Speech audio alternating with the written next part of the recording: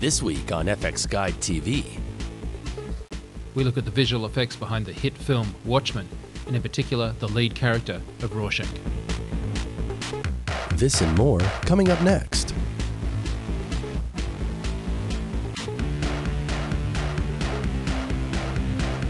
Hello and welcome to FX Guide TV. Well, this week on the show we take an in-depth look at the compositing on the hit film Watchmen. The guys recently caught up with Greg Astiles, 2D supervisor at Intelligent Creatures in the States, to look at the nuke workflow used on that film. When we worked on Watchmen, we had 326 shots for it, which was probably our biggest project to date. And it was a relatively modest timeline on it. About 90 to 95% of those shots were Rorschach, though.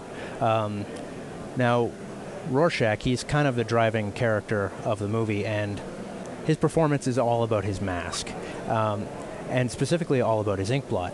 You'll never see his face. It's completely covered in fabric. You don't get to see his eyes to see how he's feeling. You barely see his mouth and his jaw move when he's talking.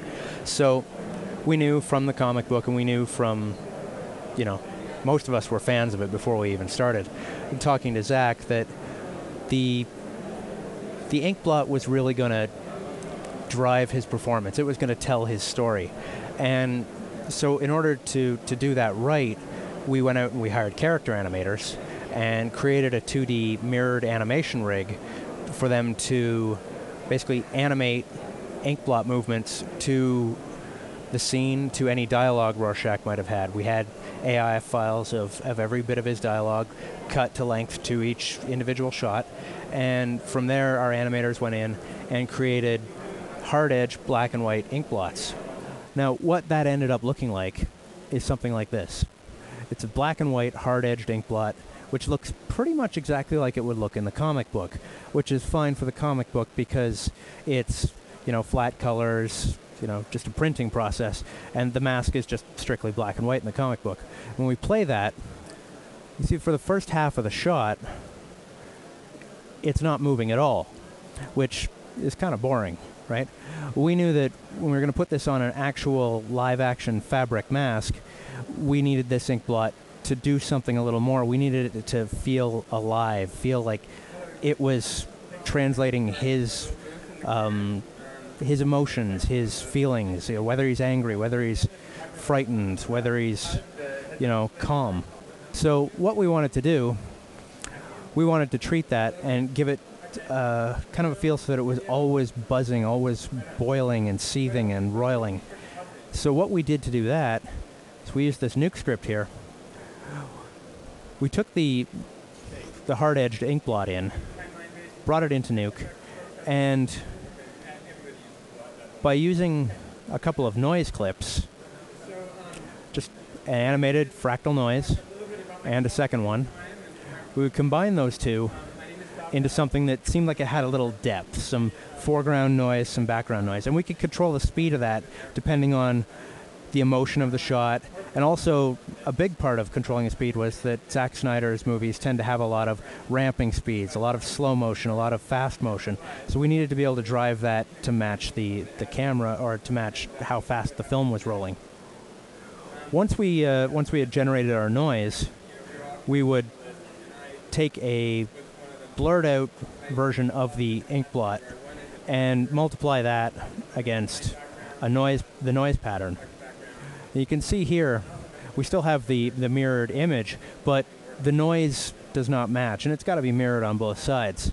So what we ended up doing for that is just mirroring the image, copying it, and putting a slight blur on it, because we knew that Zach didn't want to have hard-edged pinches in this. It's got to be liquid, it's got to be organic. So we did a little separation and we did a little blurring just to give it that softness in the center. Then this, combined with color correcting, inverting the colors so that we had black on white again, would give us an actual nice moving ink blot. So you can see in the same ink blot pattern, that same first half of the shot where the ink blot wasn't moving before, now we have this nice moving ink pattern. And it feels organic. It feels like something that could be moving through something else. It wasn't quite where we wanted it, because if I show you reference of some actual stand-in fabric that they painted, you can see here there's blending off parts where it seems to seep into the fabric, and that was key to making it move through the fabric. We really needed to have it feel like it was moving from one place to another and not just over the surface but through the fabric. So the way we did that is we then took this ink blot out of Nuke and brought it into Houdini. And using Houdini, we rendered a pattern like this. We rendered it into the red and green channels, which is why it ends up looking blue and pink here. But that gives it two different layers. We've got a secondary light layer, which is the seepage, and a darker primary layer, which is the main ink blot, which is what gives it all of its definition. So if we play that, you can see it's got a slightly nicer movement, a slight seepage to it, and it ends up looking pretty nice. And then we would take that into the comp, actually separate those out, multiply them together so we had a nice black and white ink blot rather than the colorful one we see there. So if I take you into the actual comp script, one of the key things, we decided to render OpenEXR, and Nuke handles OpenEXR so well in that all the artists can see all of their layers here. One of the things we did, we decided in order to take some burden off lighting and put it into the hands of the compositors, because it's so much faster turnaround to let compositors tweak things, we were going to duplicate Houdini's shader structure in the Nuke comp. So we rendered out each individual light, rendered out, constant pass, ambient occlusion, all that stuff, and recombined them in Nuke the way Houdini would have combined them in its own renderer.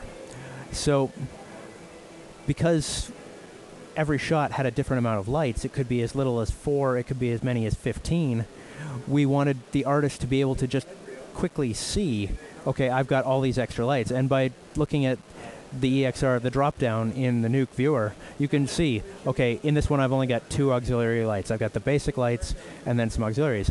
And that made it so much more efficient. You didn't have to rely on a lighter making sure to tell the compositor, okay, we've got this many extra lights. They can go in and see for themselves. If you look here, I can show you how we separated out the lights. In addition to separating out each individual light, we wanted to have the compositors have that much more control. So here you can see I've got a key light. I'm going to make this a little bigger for you. Here's our key light. But in addition to that, we rendered out the lights without any shadows.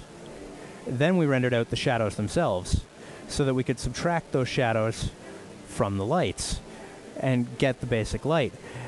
We could then go in, say this shadow is too dark, we'll go in, we'll just fade that out a little bit so that we have that much more control. We don't have to go back to the lighter and say, you've got too much shadow here, we could take care of it ourselves.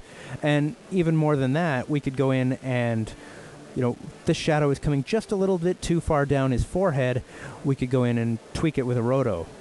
Just cut out a little bit more shadow. And it saved us a lot of time. We could have our team of lighters continue lighting shots rather than make revisions.